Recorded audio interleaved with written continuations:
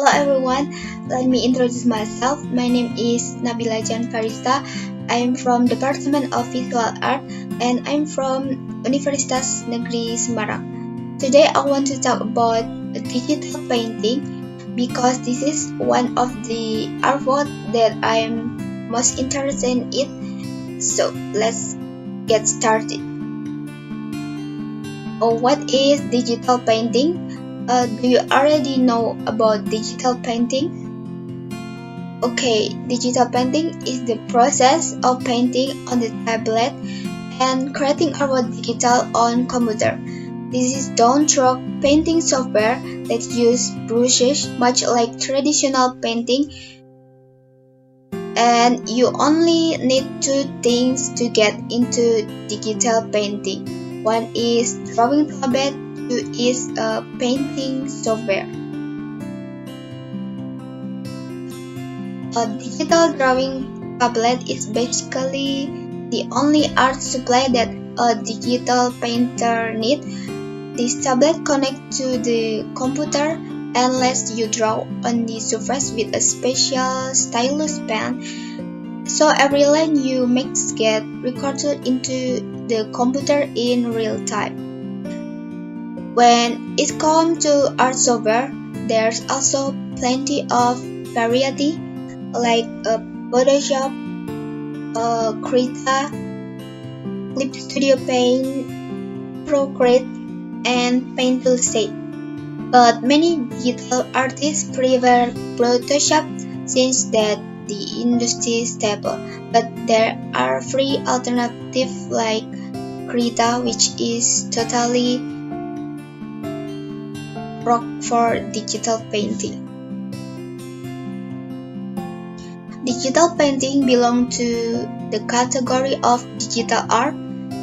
Digital painting thrives mostly in production art. It most widely used in conceptual design for film, television, and video game. There are various types of digital painting, include impressionism, realism, watercolor, and many more.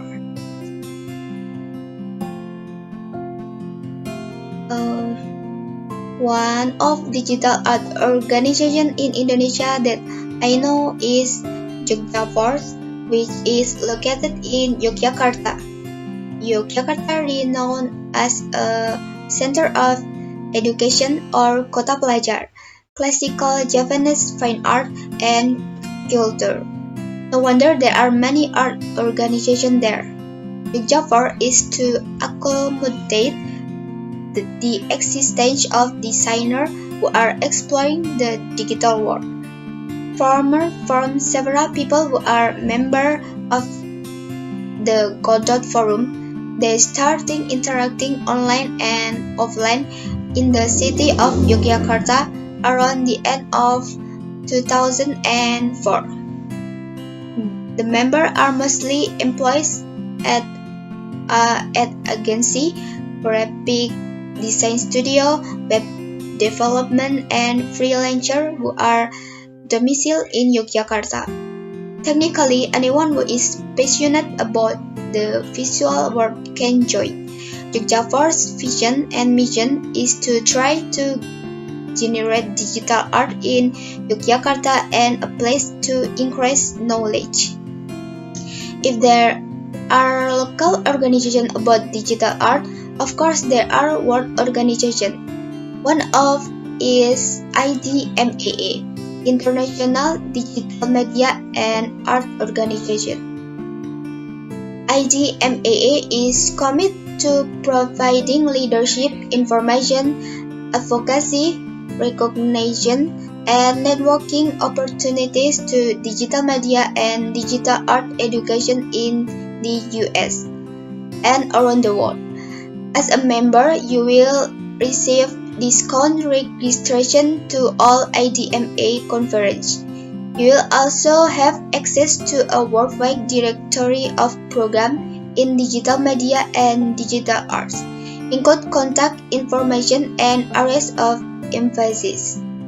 Members will work to support fellow digital media and art faculty in curriculum development. faculty development, building industry relationship, and seeking outside funding. You will also open the door for leadership opportunities within IDMAA. Let's talk about history of digital painting. The earliest graphical manipulation program was called Sketchpad, created in 1963 by Ivan Sutherland, a grad student at MIT. Sketchpad allowed the user to manipulate objects on a CRT cathode ray tube.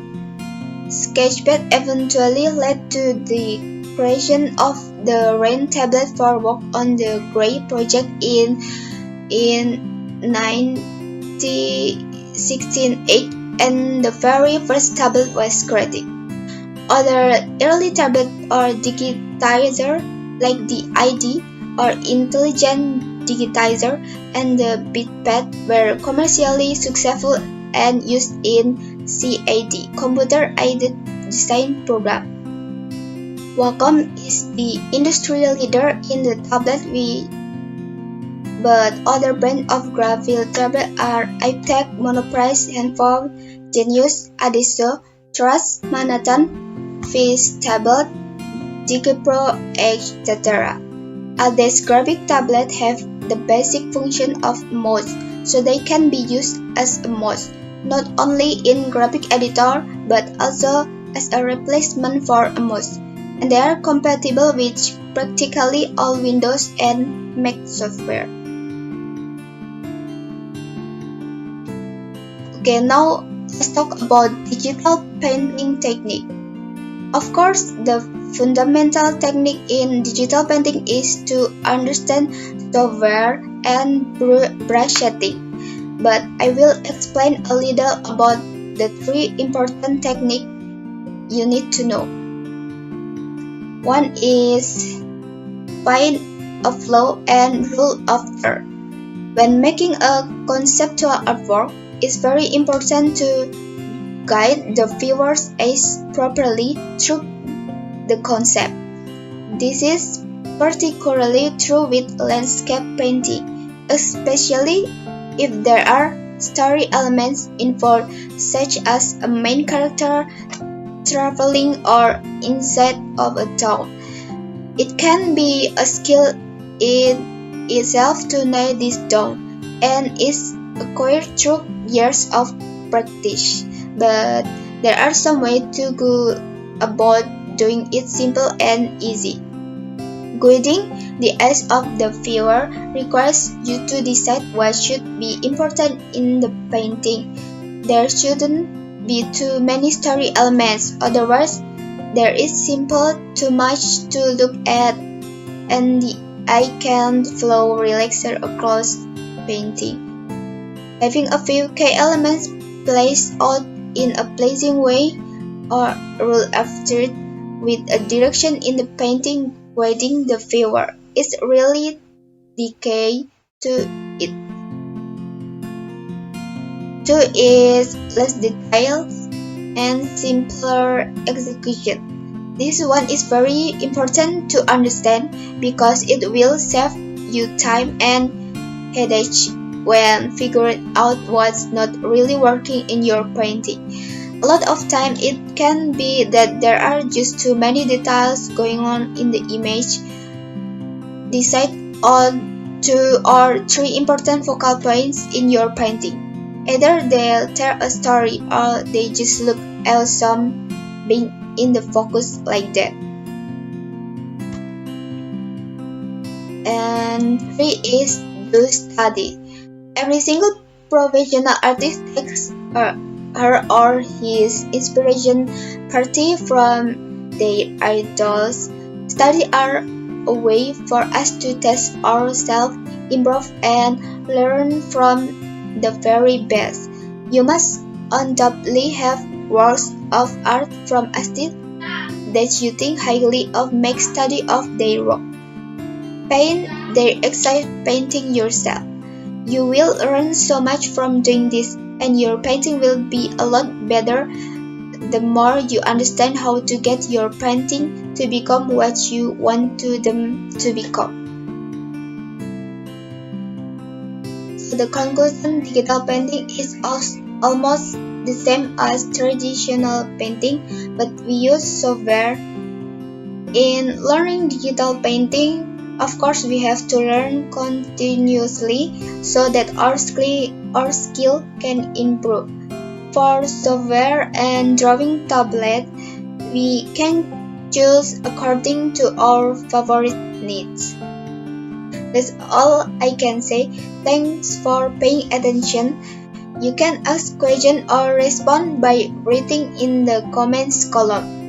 Thank you for watching. I'm Nabila Jihan F. See you. Have a great day.